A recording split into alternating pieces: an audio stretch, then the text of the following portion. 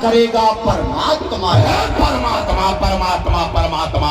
अगर वो परमात्मा आ गया तो एक ही मुक्के में उसकी आत्मा निकाल कर पृथ्वी में डाल दूंगा।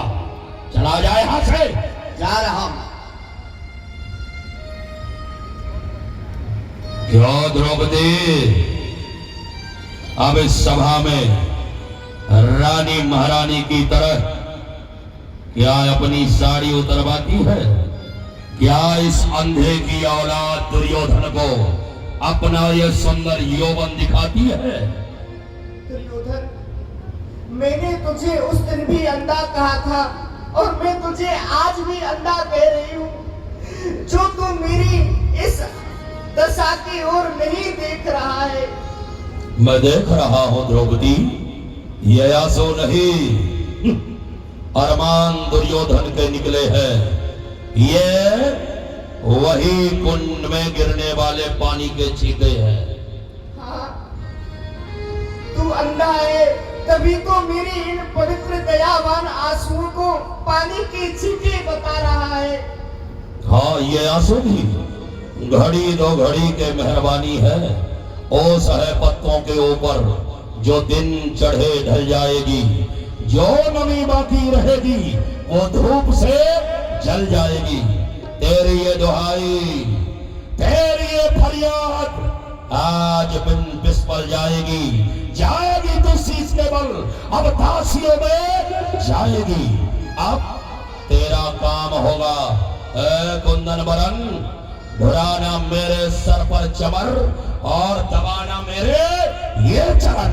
ये चरण? अरे दुर्योधन, ये तो एक मनुष्य के चरण है। यदि मैं अपने पूज्य पतियों की आज्ञा पाऊं तो एक श्वान के चरण में धोकर के पी जाऊं। ये चीर है, अंग है, वस्त्र है इस गात पर। मेरा तो सब कुछ न्योछावर इन पांडवों की बात पर। पूज्य पतियों से बढ़ के कुछ नहीं संसार में। अरे बेच दे मुझे चाहे खड़ी करके बाजार में।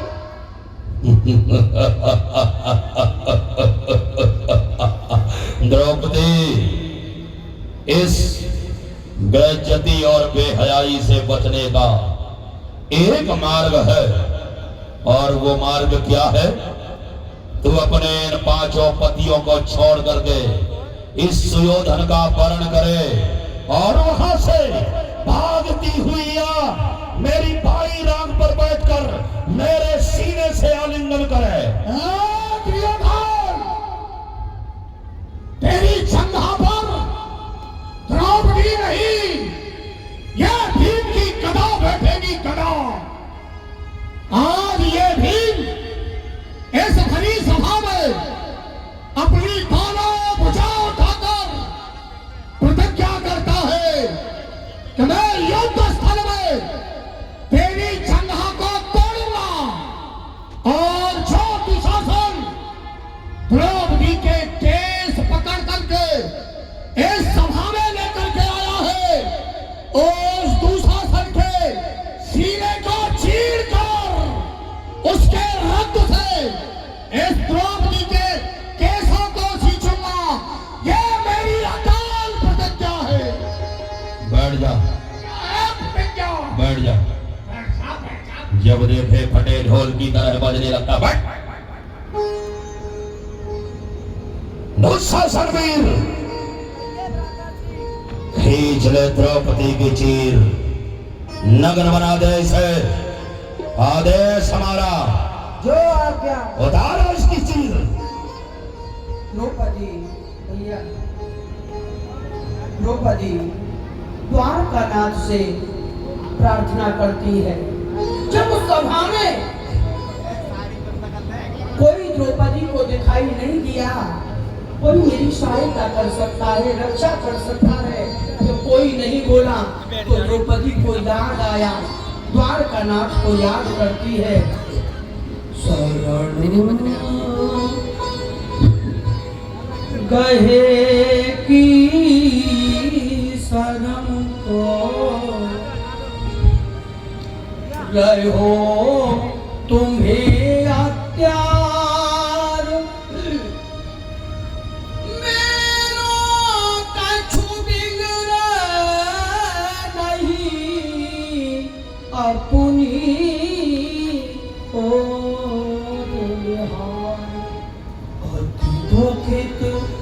दुर्बल की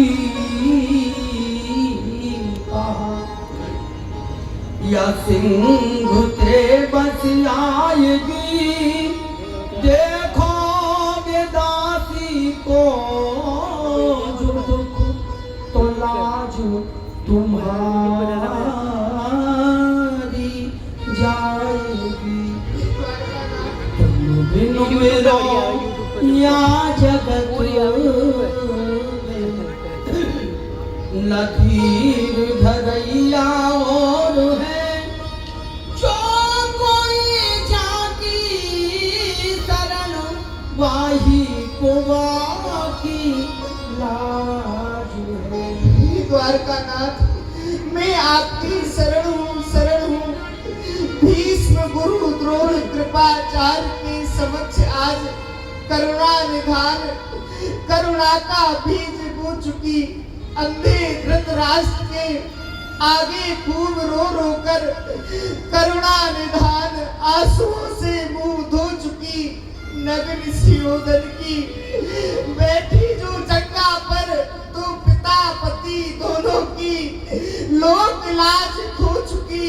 सब तक आपका सहारा है ना आए नाथ, ये द्रौपदी दुलारी तो उधारी आज हो चुकी। द्रौपदी द्वारकानाथ को पुकारती है, कहती है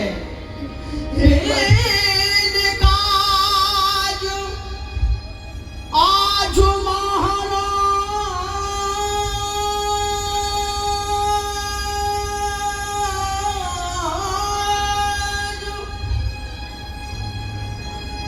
लाज गई मेरी,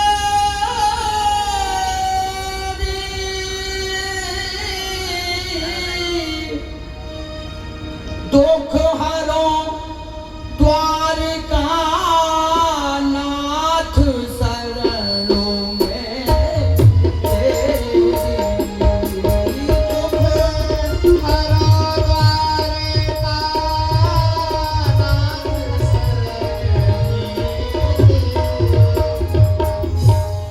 तुम कियो नाथ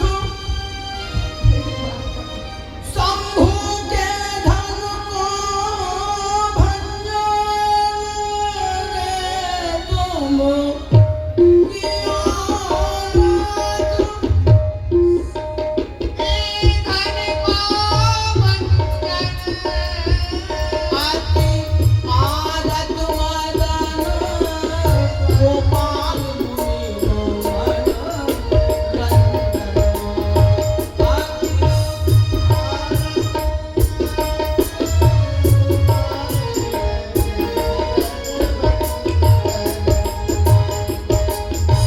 आवे भयो धर्म को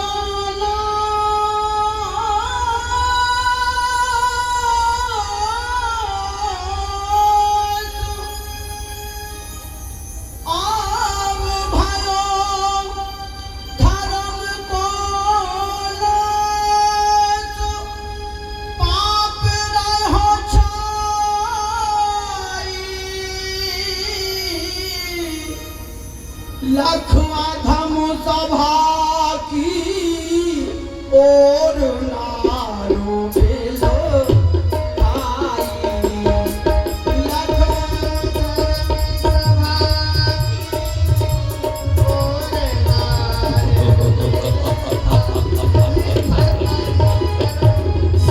आप मेरी सहायता करो द्वारकानाथ, सहायता करो, सहायता। दुशासन खींच। महारानी द्रौपदी ने एक हाथ से अपनी धोती को पकड़ रखा हे था द्वारका और एक हाथ को ऐसे उठा के द्वारकानाथ को पुकार रही थी। परंतु जब द्रौपदी ने देखा, अरे ये दूसरा संत तो मेरी साड़ी को उतार ही डालेगा, अरे मेरी लाज तो अब ऐसे भी गई और ऐसे भी गई।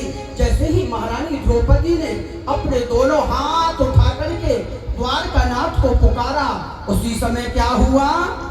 सुन तेरे भजे तब भांगोर के हितकारी रे, सुन तेरे भजे, सुन तेरे भजे तब भांगोर के हितकारी,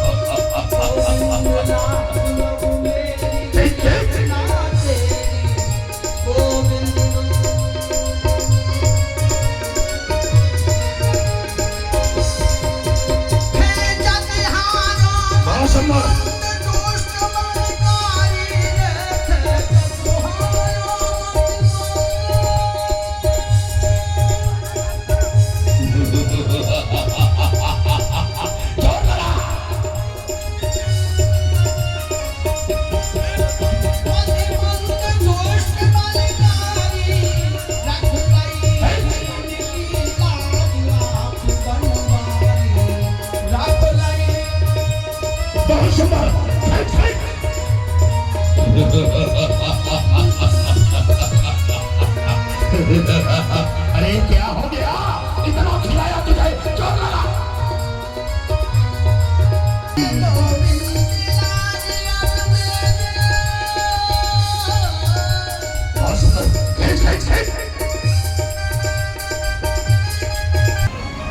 ध्यान रखा करें समय का।